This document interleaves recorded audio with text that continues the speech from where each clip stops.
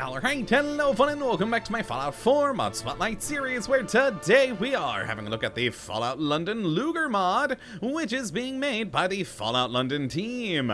And what this glorious little piece of work looks to add into the game is the real world P08 Luger. And I've been having a lot of fun with this one so far, as not only is it an amusing weapon with some fun attachments, but it's offering us another tiny little glimpse as to what we'll be seeing when Fallout London does release. God, I can't wait for that mod. Well, let's take a look at what we do get here with the most standard version of the Luger P08 pistol, which in its basic configuration will do 25 damage with a 10mm round, with a firing rate of 66, range of 83, accuracy of 61, and a weight of 4.4.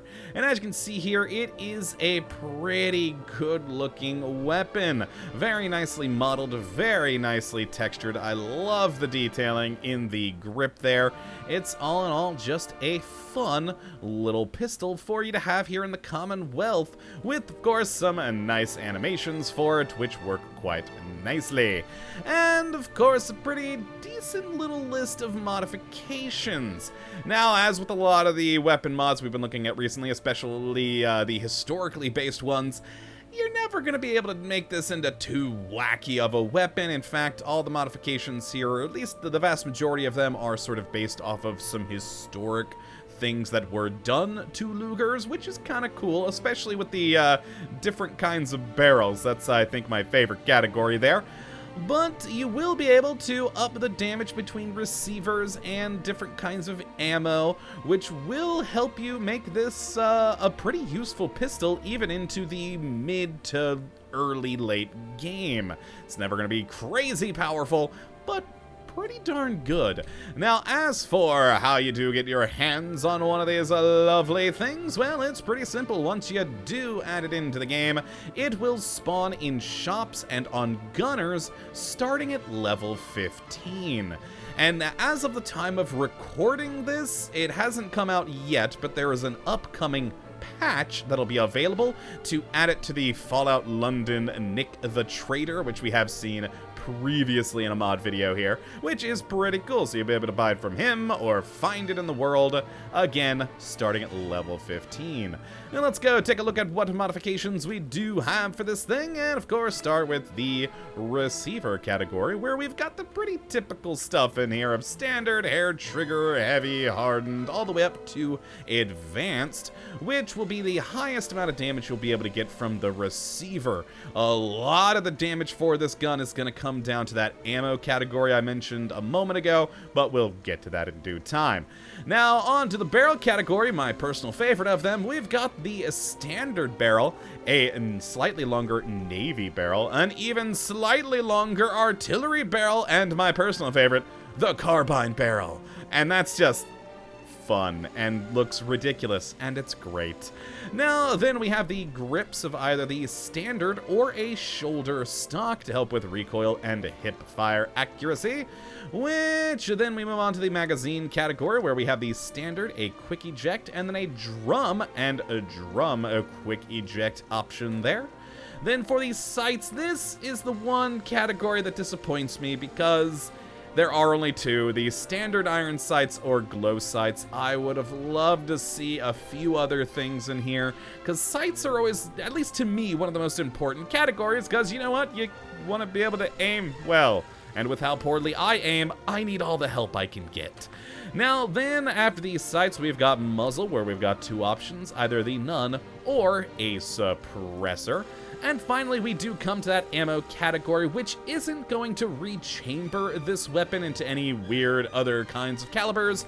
Instead, it's basically selecting like the quality of said ammunition, starting with loose and going all the way up to selected army ammunition, which bumps this thing up substantially. From the standard options, you go from 25 and just upping it to the selected army, you bump it to 75. And with the, oh boy, which one was it again? The advanced receiver, I believe. Yes, the advanced receiver. You can get up to, I believe, 93 base damage for this gun. Now, that is pre any kind of perk you do have on your character, so whatever perks you did spec into, it could potentially up that even more, which is always nice. So let's do some shooting and see how this thing handles against our little light activating targets, and let's roll.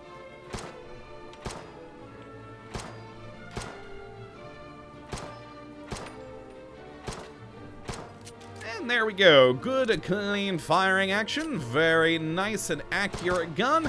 Good fire animation to it. Good solid reload animation. All works very nicely. No weird glitching or clipping with any of it, which I always do love seeing. It shows that it's a very well-made weapon, which is pretty cool. Now let's go grab some of our modified ones here. We'll grab both, mainly because I'm going to use this one, I think, to probably kill the Deathclaw here in a moment, because, well, drum magazine.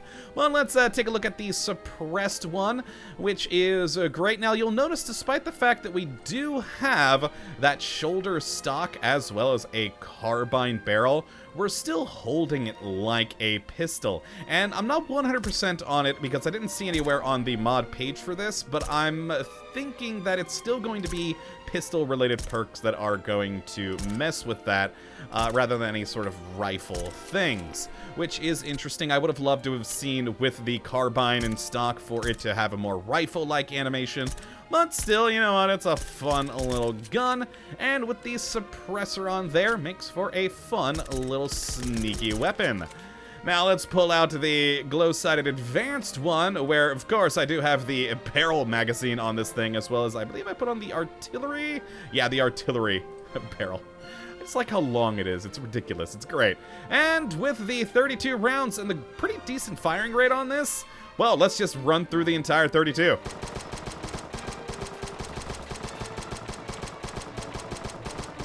And there we go, a little bit all over the place side to side, but out of 32 rounds rapid fire, we went from the target to right around there. So the kick is pretty easily controllable with not a whole lot of effort, which is always good for a fast firing weapon, especially if you're panic firing like I tend to do.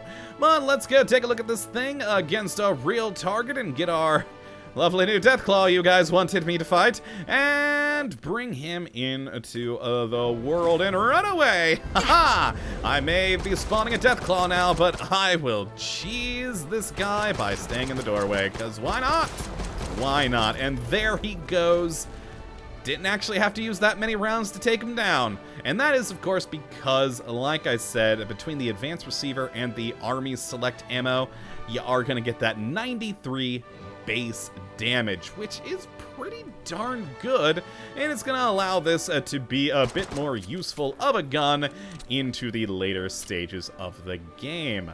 So yes, that's really it for this mod. It's a fun one. I do like the weapon. The historical base modifications are cool. I actually didn't point it out, but the glow sight's pretty nice. I do like just these subtle little red dots there. It's not too glaringly glowing, but just enough to make a difference. But all in all, a fun little gun, and again, a tiny little sneak peek of what we'll eventually be getting from Fallout London, which just makes me happy. So if you'd like to have a look at this mod for yourself, which I'd certainly recommend you go and do, you can have a look at the link in the description, as per usual. But that's going to be it for today. Hope you all have enjoyed, and you do come back for the next one. Until that time, thank you for watching, and as always, have a good one.